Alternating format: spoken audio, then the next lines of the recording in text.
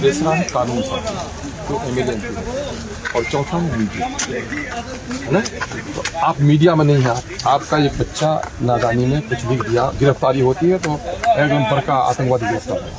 12 साल के बाद जेल से निकलता है, कोई कसूर नहीं, कोई अखबार में खबर नहीं, अखबार आता है ना।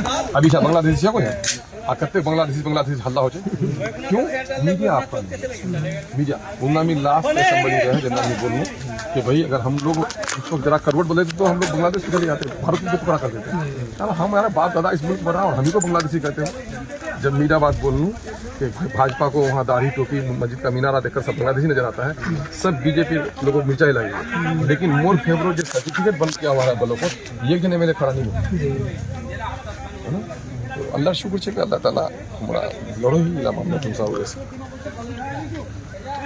आप लोग से गुजारिश करेंगे, समाजी बेदारी लाइए, समाजी बेदारी लाइए। आप इंशाल्लाह आप वोट देकर एक चपरासी नहीं चुन सकते, वोट देकर एक हाकिम नहीं चुन सकते। मैं उसकी तमसील देता हूँ। एक माँ के 4 बच्चे थे, पहला बच्चा जो पैदा हुआ तो गूंगा पैदा, माँ ने कहा कि चलो मैं लावलत 5 तो नहीं कहलाऊंगी ना, औलाद आ गई। दूसरा बच्चा लंगड़ा पैदा, तो कहा कि अल्लाह औलाद हो, तो गूंगा, दूसरा लंगड़ा, और तीसरा पैदा हुआ तो लूला पैदा, क्योंकि अल्लाह सारा आदमी औलाद छोड़े। चौथा बच्चा पैदा हुआ तो सेहत में रोता भी था, चीख करके, बाजू भी मजबूत, पाँव भी मजबूत। तो वो औरत खुश थी कि अल्लाह अपने समझ में ये औलाद को जो लंगड़े का सहारा बन जाएगा, लूले का सहारा बन जाएगा, गूंगे की आवाज़ नहीं। लेकिन वो बेटा आवारा। अब ये बताइए वो माँ किस पर रोएगी? लंगड़े पर, लूले पर, गूंगे पर, या इस आवारा पर? किस पर रोएगी? आवारा पर रोएगी ना, जिससे बड़ी उम्मीद वाबस्ता है।